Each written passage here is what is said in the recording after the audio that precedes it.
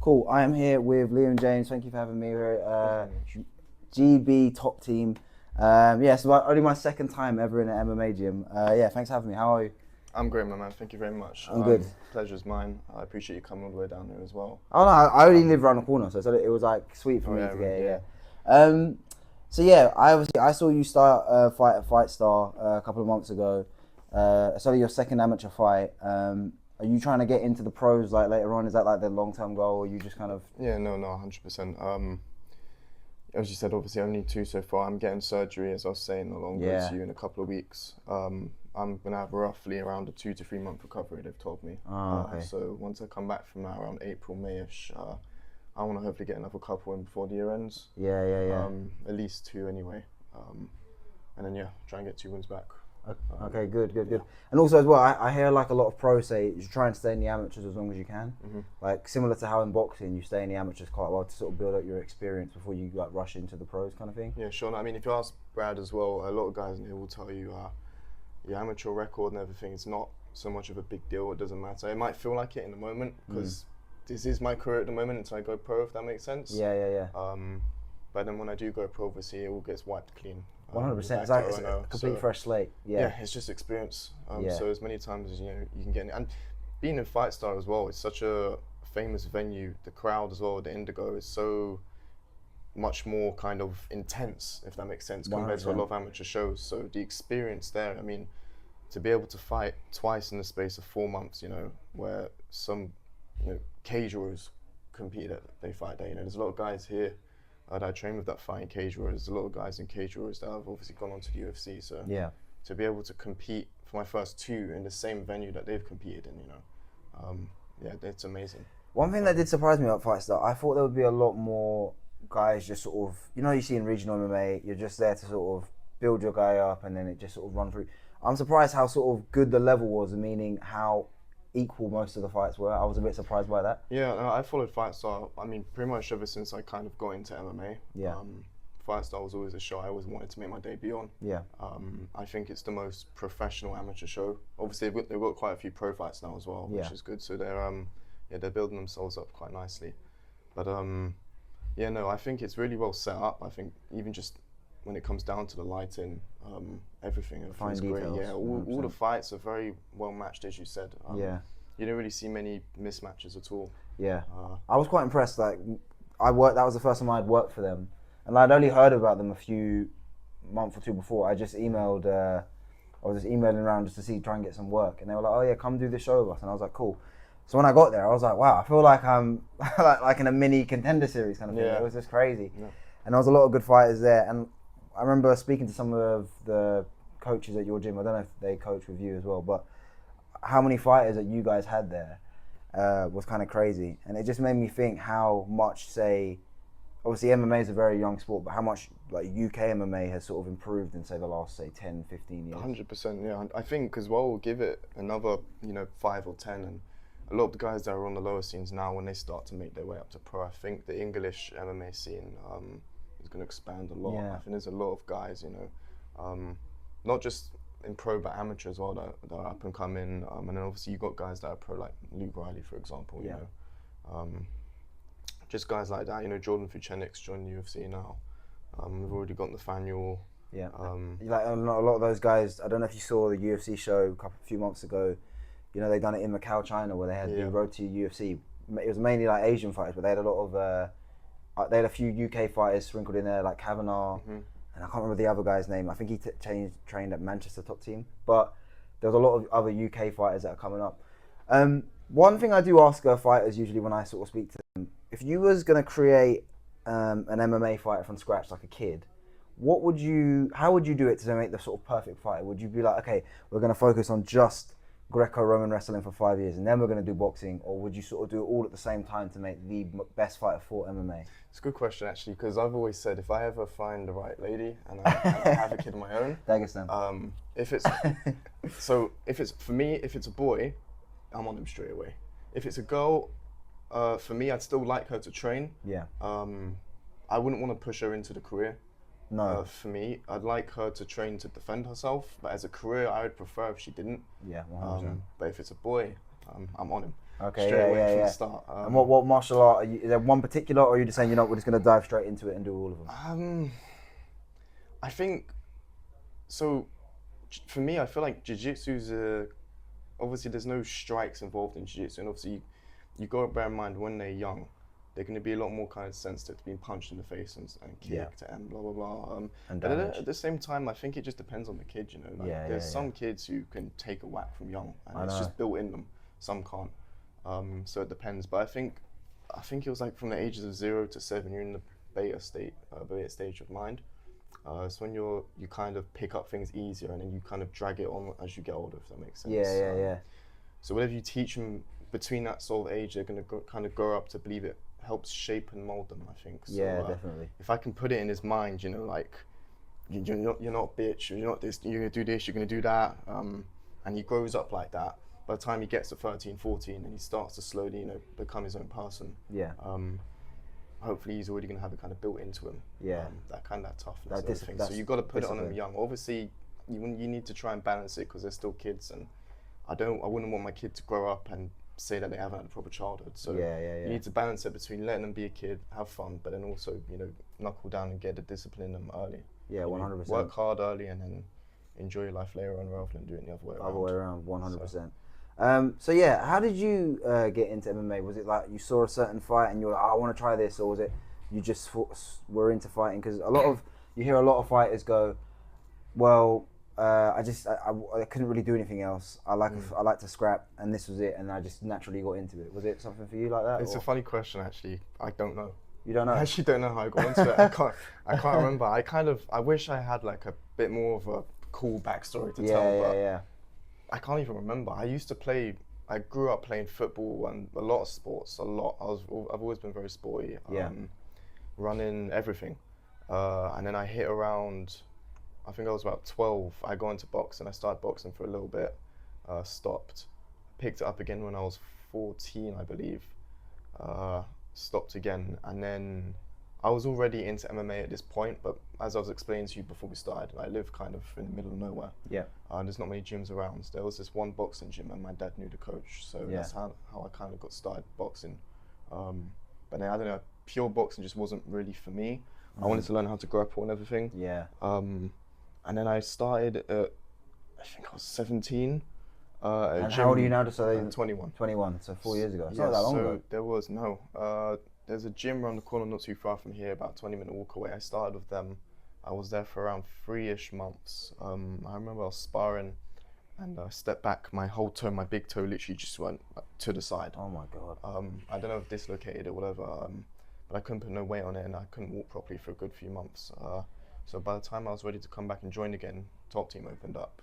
They were already previously a gym, but they're kind of more private. They weren't open to the public yet. So this actual facility opened in, I think it was January 2022.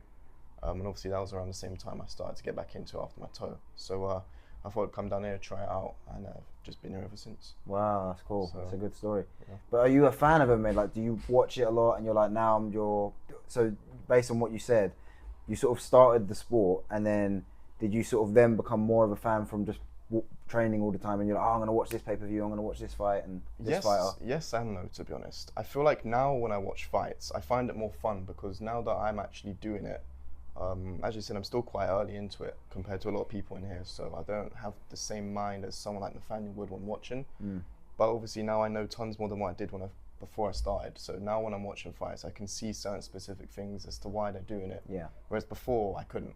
So it's kind of more fun to kind of try and break things down when you're on your own, you know, and analyze things. I find it pretty fun to do. But at the same time, I feel like since I started actually doing it, I watch it less.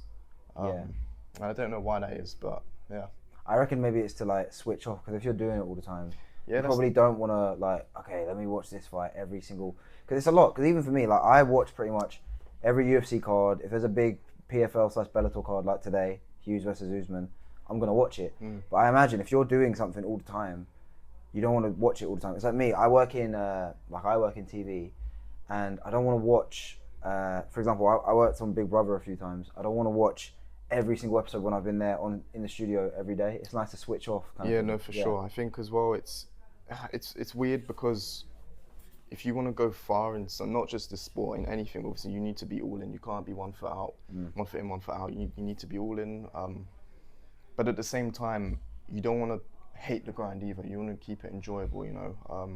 So I mean, if I'm already training it every day, like you said, to go home and then watch it as well, I kind of like to switch off when I go home. That's kind of like more. I mean, don't get me wrong now and then. Like you said, if there's a big card, I'll stay up and watch the big card. But the smaller cards, I don't really tend to. I just kind of prefer to flow off, do my own thing, and then when I'm in here is when I kind of knuckle down and start. So. And also in the UK, we're unlucky that really the times are horrendous. Oh yeah. So you got to think, like, for example, last week it was UFC 311.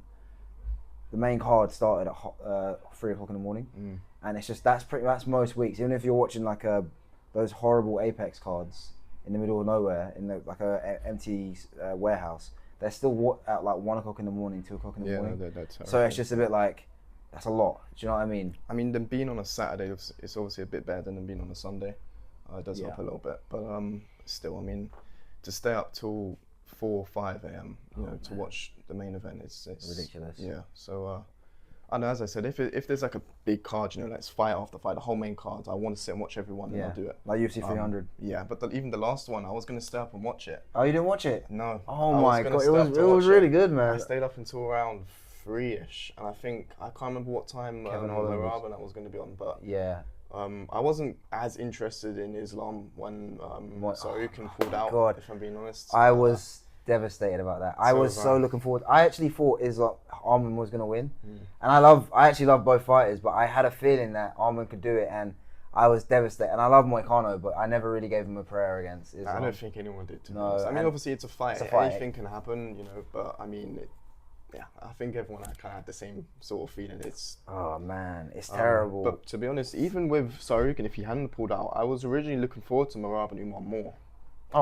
Mate, I was so happy. I was so happy that Merab won. So was I. I bet on Merab to win. I had a feeling. I just felt, and I think Umar's really good, but I think Merab is right. I think he didn't just get the opportunity because he's in the Medov, but that surname holds weight, and for sure. It never even really made sense to me when he fought Corey Sandhagen. Corey Sandhagen at the time, when they were originally booked the first time, Corey Sandhagen was like 3rd or 4th in the rankings. Had just beaten Cheeto and someone else. Why would he then fight Umar, who is 15th in the rankings?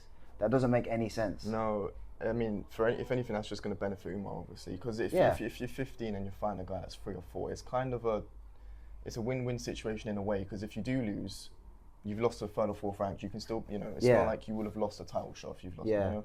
And then if you win, you've pushed yourself up into the top 10 at least minimum. Essentially, and Corey gained nothing from that, because I remember saying he should just wait for Merab. Like wait, basically, because I've always wanted to see O'Malley versus Sandhagen, because they're both 5'11", tall, rangy strikers who throw a lot of like good stuff. They're not going to wrestle each other really. They can both grapple, but they're not going to wrestle each other. And I just wanted to see that fight. And now Sandhagen is kind of at the back of the queue, and now O'Malley's lost. But that fight kind of makes sense now. But I was kind of gutted about that. Yeah, no, 100%. But I think as well that's kind of built into a lot of fighters to make that decision, to take the risk. I mean, if you look at Tony Ferguson, when he was scheduled to fight Khabib, and then Khabib pulled out, and I think it was 2020.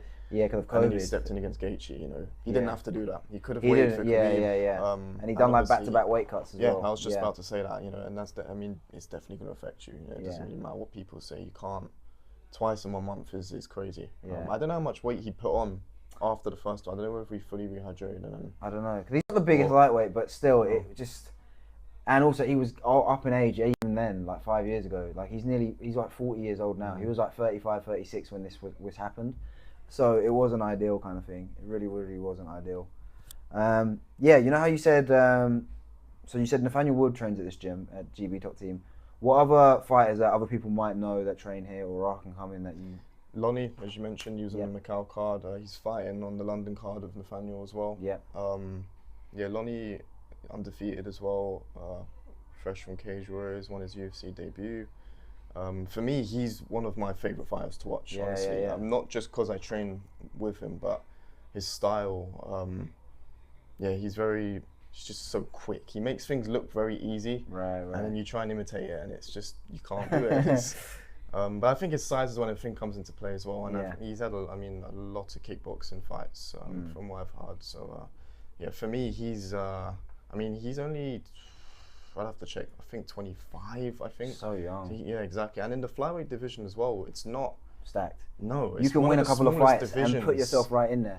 Yeah. I think he'll win the belt 100%. Oh, for real? Yeah, 100%. Yeah. As I said, I mean, he's still got what? Smaller fighters typically tend to prime a little bit earlier, I think, than the bigger guys. So I mean, obviously you can't put a specific age on anyone. People will prime at different ages and everything. But I mean, he's still got at least another 10 years. 100%. You know? And also as well, it's funny you say about what I think is good starting at the lower weights. As you get older, you can always move up as you get bigger as well. Yeah. Because that jump, say from, if you're like an older guy, but you've been at 45 your whole life, you might be then a bit too small to get to 55. Yeah, I mean, you're going to still put on weight as well as you move on. And the longevity of the weight cuts as well. It's not good. No, that's why obviously a lot of people encourage the amateur not to cut too much weight, because, I mean, if you were just, having your amateur career and then you're going to fuck off and maybe it's not so much of a big deal. But if you're looking to go pro, like for me, I'm 21 now, Yeah. If I'm looking to do this until, and go pro with it, maybe I'll retire around like 35-ish, 36, whatever. I've still got another 13, 14, 15 years yet. Wow. And then you've got to think of how many weight cuts I'm going to do in that time. It's not good for you. Well. So. It's funny then. So with weight cutting, what is your process? Do you have like different to the more traditional one, or are you like, okay, I sort of dial it down slowly, and then when it's like fight week or that week before, I'm like, okay, water loading, the sauna, the bath, like how do you what is your process for? So the first one I did, obviously it was my first ever one. Yeah. So I'm kind of like, I'm not sure what's going to work with me, what's not. It's kind of like, I don't want to say trial and error, because it's not, I don't want to play with trial and error, not for a weight cut, it's too dangerous. Right. And obviously 100%. I don't want to miss weight. But I just kind of felt like I had to go, pick a plan, stick with it, go for it. I prefer water loading. I haven't done it without water loading yet. I water loaded the first time, although I did start quite late. I made weight the first one very easily. I was expecting to, because I've seen how some guys, when they come out of the sauna, what they look like and how they're acting. Yeah. I was expecting it to be a lot tougher than what it actually was. But the first one I felt great. The last one I just did was a bit more difficult. But again, it's the exact same weight. So nothing's changed. I was the same walk around weight before I started cutting. What is your walk around weight? Right now about 70. 70 kg. So I cut down to 61. But that's 70 kilos with me kind of like, I'm eating what I want. Yeah. But in a way, that might make it easier, because it's like, because you're not so strict. When you do get strict, it kind of falls off. Yeah, no, exactly. That's what I was going to say. The first, I could lose probably, if I really wanted to, a good 3 kilos now, just through cleaning my diet. Being clean. Obviously, I still like to stick to somewhat of a diet. I'm not gonna have ice cream. Anyone that knows me knows I'm I'm quite bad with food. My discipline when it comes to food is that's my weak spot. I'm the same. So I kind of get a bit carried away, but at the same time, I have a really fast metabolism, really good metabolism. That is good, so that kind of saves me, but only when I'm young. Right. Obviously, it will fade as I get older, so I'm enjoying it now. That's good. That's good. How often do you sort of train? Because I remember I saw a video on TikTok a few years ago of like an amateur boxer. He was like, "Oh, this is how often we train. On say like a Monday we do conditioning, Tuesday we're doing sparring, Wednesday we're doing like footwork." Like how? I know it's different for every fighter, but like, and it might change every week. But for you, what is this sort of rough idea of how you do it, kind of thing? So obviously, we have a kind of set schedule in the gym classes. The morning classes, each day we stick to the same schedule each week. Mondays are wrestling, Tuesdays are sparring, and so on and so forth. For me, this is one thing I've struggled with a lot. As I've told you earlier, I live quite far. If I come into the morning sessions, it's very hard for me to stay to do the evening sessions, only because getting home again, by the time I've gone to sleep, so this is the problem I had on the first camp. I was literally living off of 4 hours sleep every night during the camp. No. Terrible for recovery as well. And then I had my nose broken. Oh my God. As well, so it was kind of, it weren't great. I had a little concussion, so mentally it weren't. But I'm kind of very harsh on myself as well. So although, if I've got a broken nose or I'm concussed, I'm not getting much sleep, I need to rest. I have to sleep. But if I lay in, I feel like a bitch. So I'm the type of guy, I just force myself up. Yeah. And once you're here, it's not so bad. It's just the journey here that's the difficult part. Yeah, it's all in your head a lot of the times. It's just like, oh, I can't be asked. If I'm in a camp, I like to do at least roughly around 3 sessions a day. Wow. I'll do 2 hard sessions, in the morning, and then you've got the 4 o'clock class as well, or the evening class. Yeah. And then there's obviously like more technical sessions as well. I like to do, if I'm doing 3, I prefer to do maybe 2 hard, 1 technical. If I'm outside of camp, I like to go 1-on-1, maybe 1 hard, 1 technical.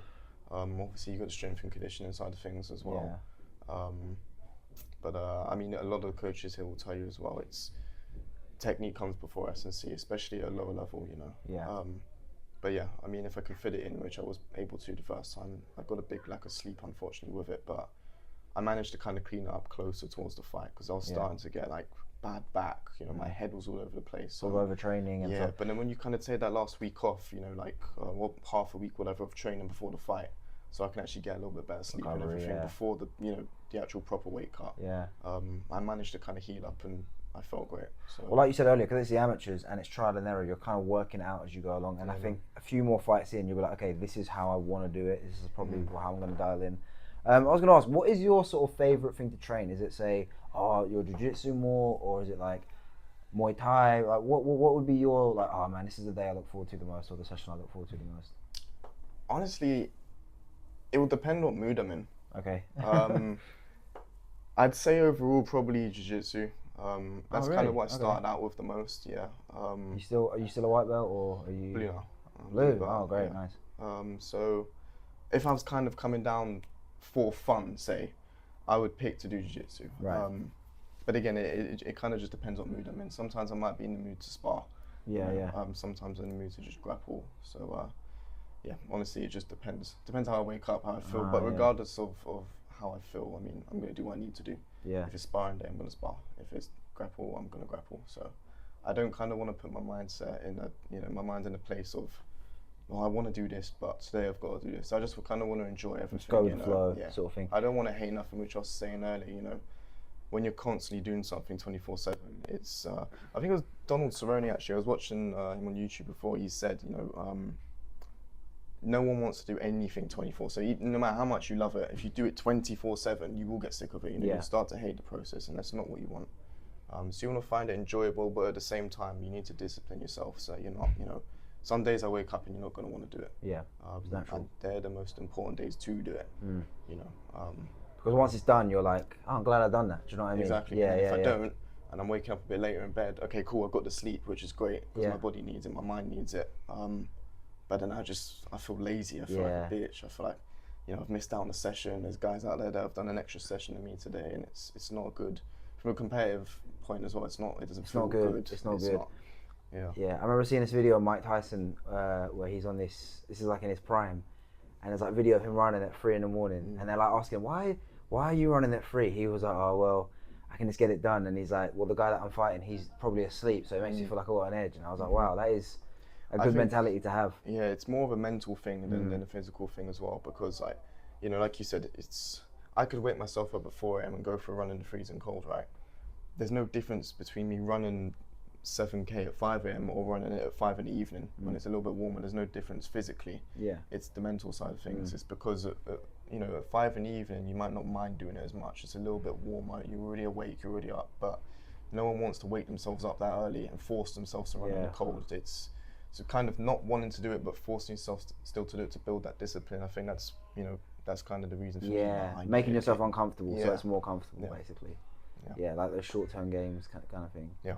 If you was to say down the line, like dream everything comes true, like you were to get to the UFC or PFL, whatever big promotion, who would be like a dream fight for you if you could?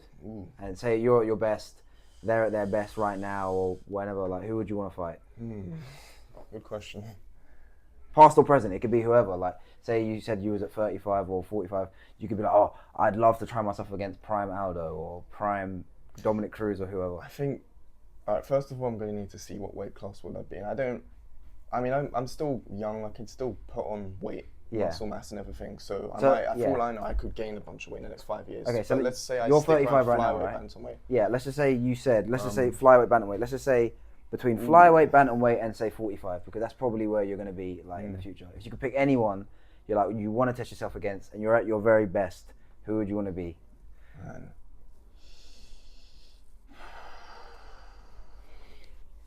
Honestly, it might be a bit of a boring answer, but maybe Demetrius Johnson. I knew you were going to say Mighty Mouse. Yeah, I think he's when just you so high level. test yourself, though, there's no point in if I have an open play, I can choose anyone I want, and I want to test myself. I'm not really gonna want to test myself against anyone but the best guy, if that makes sense. 100%. Otherwise, let's say I go a little bit, lower down and pick a guy that's maybe, obviously they're still all world-class fighters, but not Demetrius Johnson level, not, they're not in like the greatest all-time talk or nothing like that. Yeah. And let's say I do well, great, but there's another step ahead of them, if you get what I'm trying to say. There's always, so I'd rather kind of just, I feel like Demetrius Johnson. Yeah. And styles make fights as well, so it's just like, that's why I think it's interesting, because let's just say you were like, well, Mighty Mouse, he's the best, obviously, but then maybe I would match up well with him with his style. But then say if you were talking about 35, maybe you wouldn't match up so well against, I don't know, Morab, because his style is so just suffocating. So it'd be cool to like test yourself against different kind of people. 100%.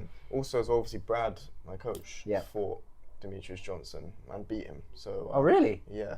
Oh wow. What promotion? This wasn't in the UFC. This was honestly I can't. Was it WEC? It might have been WEC. Was Mighty Mouse in WEC? I don't know. I can't remember what promotion it was. I'm trying to think where Mighty Mouse was before the UFC. I should know this, really. He's my coach. It wasn't Cage Rage, it wasn't Strikeforce, it was not... It was the one with the blue canvas. What was... Oh, that was WEC. It's WEC? Yeah, WEC. Because Cruz and Aldo were champion in WEC. Yeah. And then they came over to when the UFC bought it. And I think back then the UFC... Because obviously the UFC didn't have a 35 division. And look, like in that picture over there with Cruz, like... He was the 35 champ. They bought WEC, and then he came over. Same with Aldo, because he was the WEC featherweight champion, and they all came over. Yeah. So it wouldn't have been WEC then. I think he beat him unanimous decision. Wow, as well. That's crazy. Him, so. This goes to show you like how crazy. I always say to people, MMA math doesn't work, because you look at some of the guys people have lost to, and then some of the guys that they have beaten. It just makes no sense. Kind of thing. It's crazy. Yeah, but like you said, styles make fights. That's what makes it more interesting as well. If there was such thing as MMA math, it wouldn't be as diverse. It wouldn't be as, the fact that you can't, like I said earlier, it's a fight. Anything can happen. It just makes it a lot more fun to watch. If you had the math and then you go, okay, this guy's beating this guy, so this guy's going to beat this guy. It's not going to make it as fun to watch, because you kind of, know what's coming. Yeah. That's why in boxing, even though I love boxing, but it does that. Boxing math kind of makes sense a lot more. Sure. Because you'll be like, oh well, Usyk, he beat AJ and he beat Fury, and he's going to beat all these other guys that they've beaten. So it's just a bit like, well, that kind of makes sense. Do you know what I mean? So it's just like Usyk beat Dubois, Fury, and Joshua, and it kind of makes sense because they've all beaten each other, sort of thing. Well, Dubois beating him, and it's just like, well, that kind of makes sense. But in MMA, you'll get someone like, I don't want to blank on an example, but say Adesanya is going to fight, Robert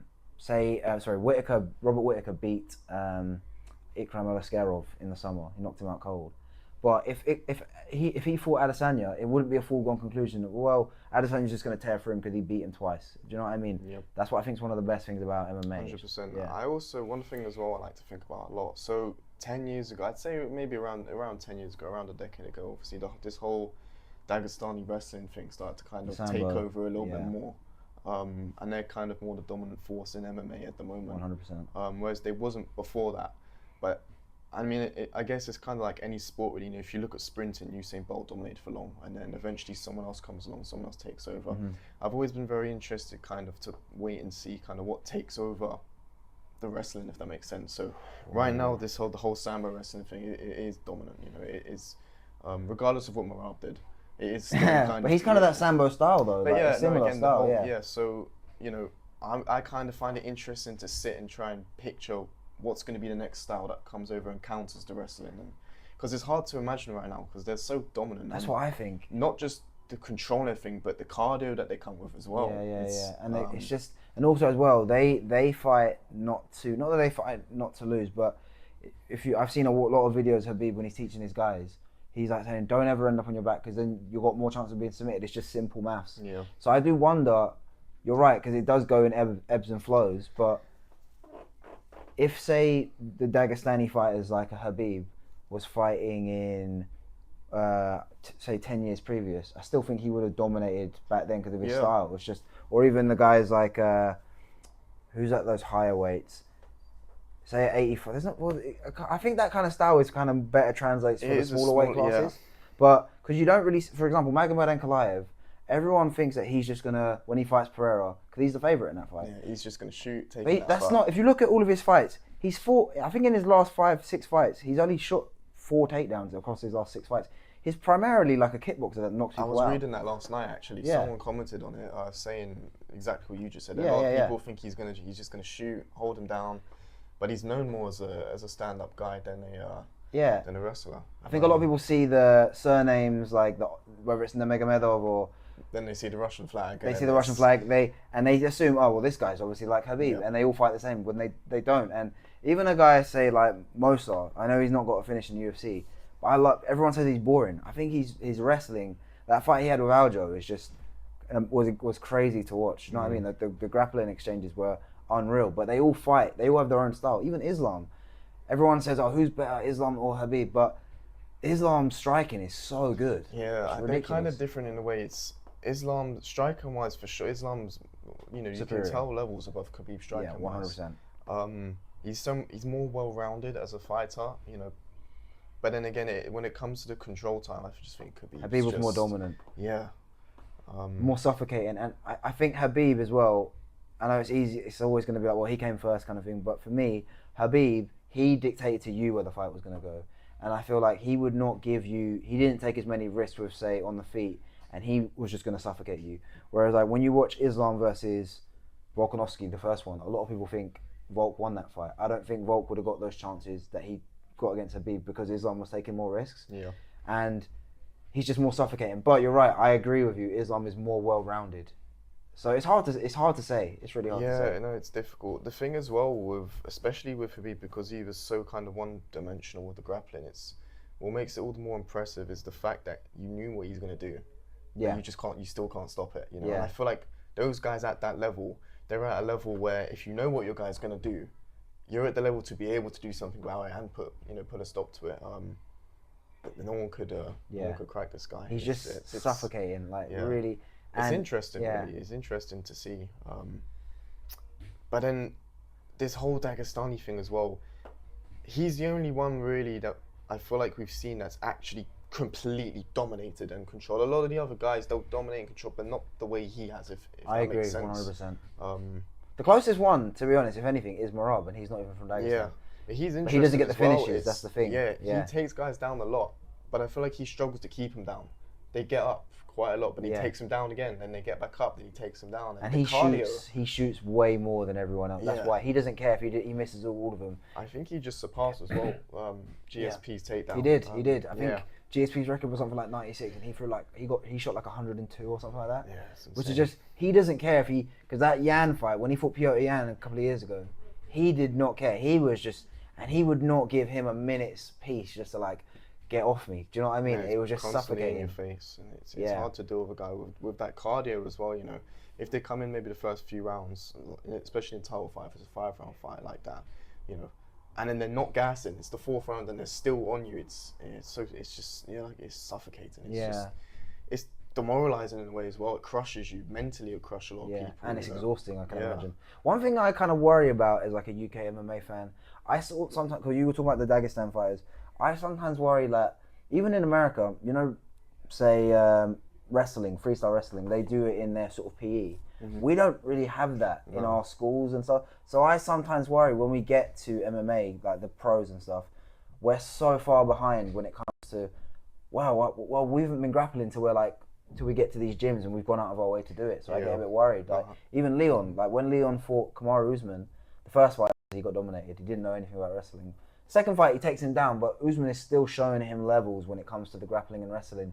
So do you kind of think that is the culture changing in gyms where we need to be more well-rounded, or what do you think it is? I think a lot of so Dagestan, is the perfect example. It's a lifestyle out there to wrestle. It's not so much of a kind of out here kind of, you can do as you please. Out there, I feel like it's kind of more of a traditional type of thing, if that makes sense. It's part of our culture, like Brazil in football. We don't really have that, We don't have that. The English have more of a boxing sort of background history, 100%. but like you said, it's not something that's taught in schools. It's not, and Nathaniel said this quite a lot as well. It should be, everyone should be taught it, because it can save someone's life, even if you don't want to do it as a career. Yeah, it should be something. And there's a lot of guys, man, that grow up and get to a certain age who walk outside, and think they can fight. That's me. That's no, yeah. That. Not that I think that's me, but I'm like, I would never want to get in a fight because it's like you don't know who can fight. But like in terms of people, bullies, people who go around starting shit on purpose. They think they can fight until they bump into a guy that actually can fight. And then you got a problem. Yeah. But not just being able to defend yourself, but I think if you was to be taught martial arts, MMA, anything from young, it will stop a lot of these guys from growing up like that 100%. Because then they haven't had their ass beat properly by someone, If you grow up kind of like training with these guys all the time, I think it kind of just, you won't grow into that type of person. You're going to get that discipline and that respect from young. Yeah. And it just changes you, it humbles you a lot growing up. I can imagine. And also as well, you don't know, that, because I think a lot of the thing you were saying about bullying and it stops bullying is because a lot of bullying, I think people are insecure. So they want to be like, oh, I'm the Mr. Tough guy. But if they come to a gym and they get their ass kicked, basically, they're like, well, I don't need to prove I'm the toughest guy in the room. No, exactly. You don't need to, and not only that, but you don't need to prove nothing to yourself more than other people, As I said, it's an ego killer. Yeah, definitely. It humbles people a lot. It kind of it drags you back down to reality. 100%. Like you're not invincible. You are human.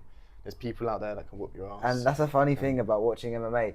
When you watch it all the time, you would look at, say, certain fighters and think, if you didn't know anything about fighting, you wouldn't know this guy's a killer. Like if he bumps into you in a club and you was a bit like a cocky prick, you'd be like, this guy's a fucking geek. I'd kill him. Yeah, those photos, like you've seen those photos on Instagram, like Gaethje and Oliveira with the glasses on it. Yeah. But like, how do I explain to my family this guy would kill this guy? Like, who's like a massive bodybuilder. It's the nose or the ear that you need to watch. Yeah. But even then, look at someone like Izzy, for example. I don't think Izzy even has cauliflower ear. No, he's pretty clean cut. Yeah. So and it's funny, you see those guys sometimes. Because I just work out. I go to a regular gym. Like I work hard on my cardio, I lift weights and stuff.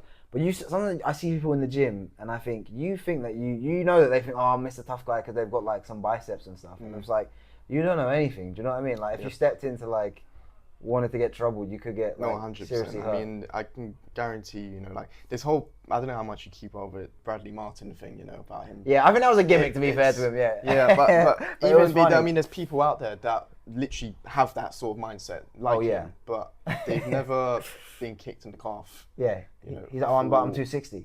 Yeah, but it's funny, because you see those videos of like where fans are like, please, I want you to just kick me in the leg. I think Alex Pereira done it to this guy. I saw it the other day, and he was like, I don't want to do it. And he was like, no, please, I know it will hurt. That's what. But he didn't. He just tapped her, and I saw that. Oh my! And you see their calf afterwards. It's just hilarious. A balloon. Do you know what I mean? It's crazy. Do you know what? It's funny you mentioned that though about the martial arts, because I want to get into like an MMA gym, and I've got loads of options near me, and I don't want to fight or compete or anything. I just want to know the basics of just grappling and striking. But I kind of just don't want to. I don't want it to be like I need to wake up at this time. I want to do this. I just want to. I don't really know where to start, kind of thing. I done a couple of boxing classes just like for near me, but I just want to do like I want to know the basics of this grappling and striking, just something I can do 2-3 times a week, kind of thing. Yeah, I mean, this is the place. Yeah. No biasness at all, but I mean, again, it's so the classes that they are offering here are so diverse. You've got the wrestling, MMA wrestling. Yeah. Cage work, striking, Muay Thai, kickboxing, jiu-jitsu. Right. It's so diverse in here.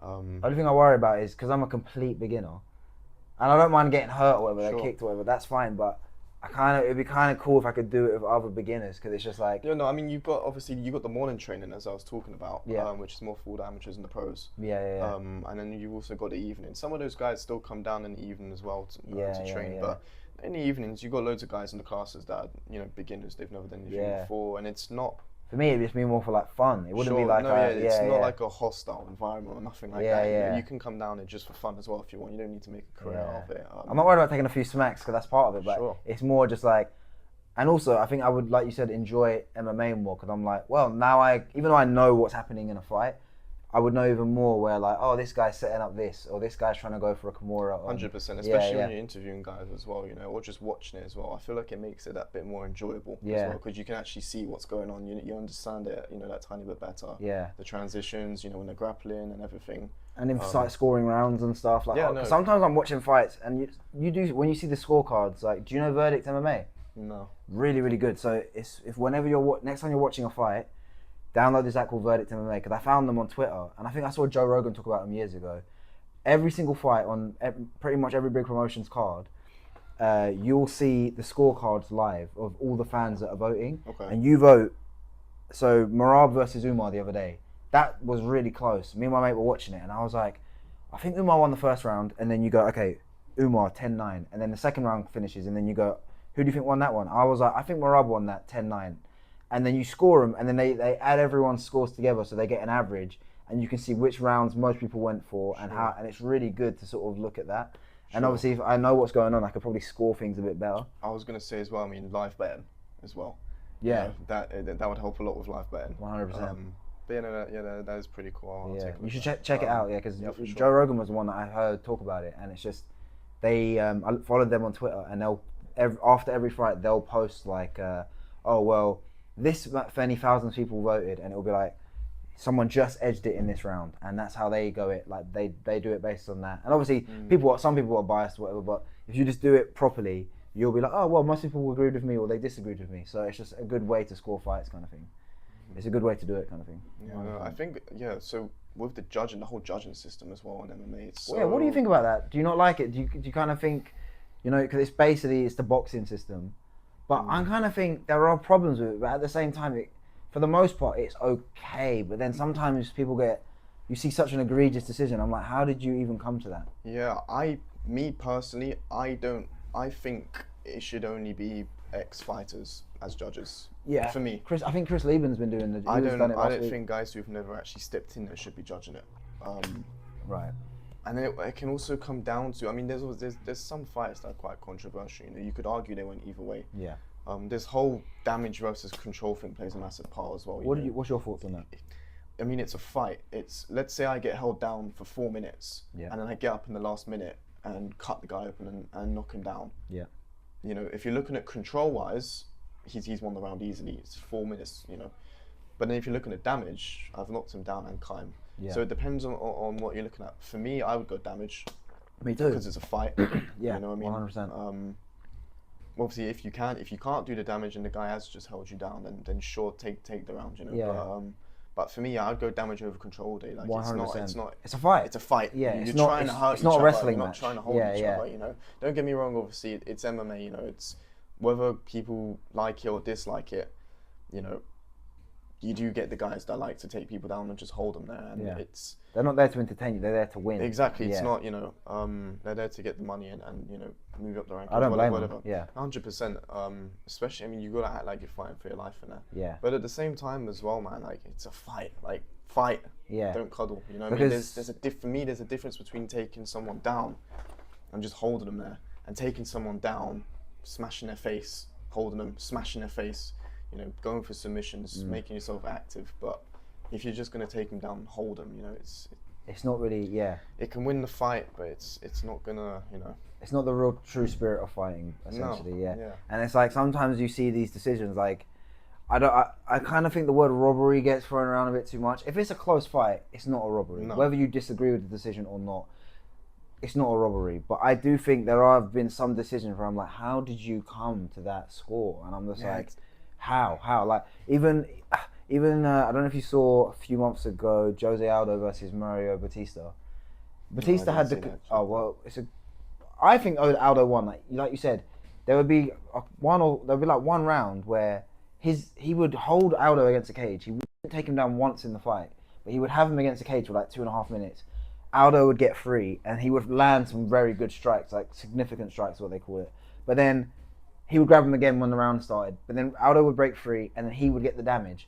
and it was a split decision, 29-28. So I can understand how you would give it to Batista, but he didn't do anything. He didn't go for a submission. He didn't even get him down. Aldo landed. If we're talking about, say, if they had a health bar on a video game like Tekken or whatever, his health bar would be further down because. Yeah, it's hard. It's very subjective. I get why it's both ways, but it's frustrating. I mean, exactly. No, it can go either way. It just depends on the judge, If there's a judge that's got, again, it all boils down to the damage versus control thing. Yeah. Some guys are going to go for the control over the damage, and some will go for the damage over the control. Yeah. Yeah. I'm not going to take up too much more of your time. We'll be done in a sec. But I was going to say, when you said about fighters judging, have you ever done judging? Because I know guys that, there's a guy that I follow on Twitter and stuff, and he's mainly a jiu-jitsu guy. He's only had one MMA fight.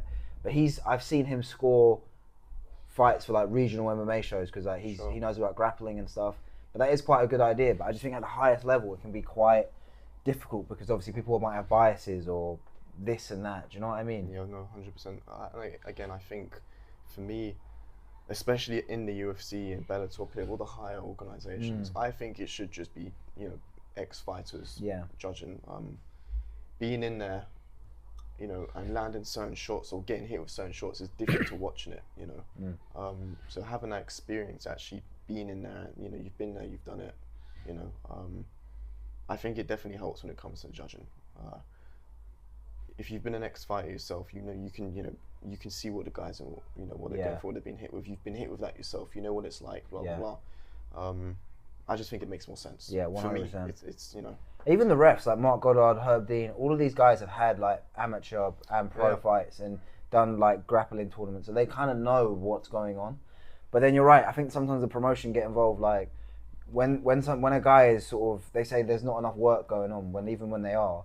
They'll be like, oh, you got to work. But they're setting things up, and it's just like, well, the other guy should know how to get up from that as well. So it's just kind of, you can't let the fans and the sort of promotion dictate to you, like, oh, we want them to get up and stand up. Because this is not like boxing. When Merab fought O'Malley, like the last round, Merab was dancing a lot around the cage, like just circling. But then I don't blame him, he's one round away. He's a couple minutes away from winning the belt. Yeah. Especially against a guy like O'Malley, he can put your lights out. You're not going to stand and, you know what I mean? If I've got 90 seconds left, and take your belt. It's not boxing, and that's another thing that annoys me when people go, oh, this fight had too much grappling. This fight had too... Well, kickboxing exists. They can't go down there. Boxing, and it's funny, what is funny is sometimes people watch boxing and they're like, oh, not enough happened in this fight. They will just do it jabbing each other's head off. Well, it's boxing. They're different sports. Do you know what I mean? So I've always thought, if you don't like the grappling, do something about it. Stop them. Yeah, 100%. If you don't like being taken down and held, get up. Do something about it. That's what you're training all the time. Yeah, 100%. Before we wrap up, I'm sure we'll come back here again, but I didn't get to ask you this at the start. Who are your sort of favourite guys to watch? Lonnie again. Sure, I love watching Lonnie. Me personally, I prefer the smaller guys. I just prefer the scrambles and everything. I find it more entertaining. I prefer a higher-paced fight. But yeah, Lonnie, I would honestly say Lonnie's probably my favourite fighter to watch. Yep. Again, I'm going to sound biased. No, I mean, that's your guy. These guys, but obviously I watch these guys more than I watch a lot of other guys outside the gym. Yeah. Nathaniel, again, as well. Nathaniel looks so clean. His style. I want to see him fight Lerone Murphy, because they got a little bit of beef. Yeah, and I like both of these guys. He's fighting Morgan. He's fighting the French guy. Yeah. I can't pronounce it. Charrier? Yeah. I hope he wins. Yeah, that's gonna be. You're gonna be there. You guys are gonna go down there. I've been offered to go. I think the tickets are sold out though. Well, UFC like what? Yeah, really? Already. Unless it was the pre-sale. Mate, I think it might be. I don't know if they're sold out, because it's not like a massive card. I saw yesterday a post saying that something was sold out. Oh really? I don't know whether it was the pre-sale or whether they have actually released the tickets. I saw tickets going for like 700, and I'm like, it's not even a big show. The cheapest ones I saw was 250, I think. Yeah. It's just crazy. Yeah. I mean, you obviously, and then you've got food, the travel. You're looking at £300. Do you know what? It's crazy. It shows you how popular MMA's gotten in the UK, because in 2020, because obviously the UFC always comes to London in March, me and my mates were going to get tickets for... Leon Edwards was scheduled to fight Tyron Woodley. So Woodley had just lost the belt to Usman about a year ago. And that was like his comeback fight and Leon's chance to really break out, kind of thing. So we were like, oh, let's go get tickets. We were going to buy tickets. This is a few weeks before the event and right before COVID started. And COVID hadn't really started yet. Tickets were only 40 quid to watch Leon Edwards versus Tyron Woodley, former champ. And there were some other good fights on the card, like other UK fighters, and we were like, yeah, great, let's go. But then we didn't buy them because it all got cancelled because of COVID. Sure. Fast forward 2 years later, after the pandemic, who was top of the bill? I think it was Paddy Pimblett, or it was Aspinall versus Volkov. I checked tickets. Cheapest tickets were like £250. I'm like, how has it gone from being 40 quid to 250? And now you look at the tickets for UFC Manchester and UFC London now. It's like crazy. It's good that it's got more popular, but it's bad. Yeah. It's just short changes the fans. Yeah, no, 100%. Yeah. Going back to what you said earlier, actually about the time thing, man. I think was it the one in Manchester? Yeah, in the co-op. It was ridiculous. It was the Leon Bilal was at 5:30 in the morning. That's insane. I think that was part of not making excuses for Leon because he knew what time it was. Yeah. But I think that was affected his performance. But Bilal was incredible. There's no excuses. I remember I was saying, I mean, I love Leon. Obviously, again, he's from the UK as well, so he's our guy. UK fights. But I was saying on the lead up to that, man, like Bilal had the chance to do the funniest thing there. He dragged all the UK fans, to the co-op arena. Yeah, Manchester. Yeah. 5:30 in the morning, and then Bilal wins the bell, and everyone's going to be sent home. Yeah, it was a strange atmosphere because the fans were knackered as well. Yeah. And it's funny, the tickets went down a lot. My dad was like, "You should check how much they cost on the day," and they were like less than half price, but I couldn't be asked to go all the way to Manchester at that time, and I was just like, "I'll forget it." But Bilal, he's another guy, underrated. Like, he might not be the most exciting fighter, but I mean, he's got Rachmanov next, right? I think he's gonna. I don't know, man. I keep changing my mind about who's gonna win. I think I like Shavkat, but I feel like he's not as put it this way. I think if Hamzat was still at 170, Hamzat is the champion. Yeah, I agree. Yeah, I agree. The only thing with Hamzat as well is I feel like I don't know if anyone's actually mentioned this or not about his cardio because he starts. People say that all the time. Yeah, he really starts fast, and then he's like. I mean, look at his fight with Usman. Yeah, and Gilbert. If that had gone if that was a 5-round fight, he could have lost that fight. Yeah, I think he might have lost that. And Usman took it off he took it on a week and a half's notice. Yeah, you're right. Hamzat's thingy is questionable, but it's funny. I was listening to an interview yesterday with Robert Whittaker with Ariel Hawani, and he was saying how I think that the reason why he gasses, not that he's got bad conditioning. His conditioning is really good, but he just sprints from the very start. Because he's trying to put that pressure on you straight away, and that's why it happens. Yeah. And I was like, yeah, that kind of makes sense. But you're right, his conditioning is a bit, more like how efficient he is with his conditioning. But it's going to be interesting. I still think he's going to be the champion. But Du Plessis, I don't know. Du Plessis but is so awkward. But this is what makes it fun, right? This is what makes it interesting, It's being able to predict a fight. It's always a fun thing, I like to kind of just sit down, just enjoy the fight. When you don't know what's going to happen, it's when it's more, Yeah. Well, I can't wait for you to get some more fight news and hope your recovery goes well. And I'll try and go. When your next fight is, hopefully I'll come down there. We can come back to the gym, have some chats or whatever. I might come down, maybe get some training in and stuff. Man, you know what I mean? When I'm not as busy with work because work's been busy at the moment. But thanks for having me down here. Can't wait to come down again. And this is Lee and James. We're at GB Top Team. Thanks, guys. Thank you. Cheers. Thanks.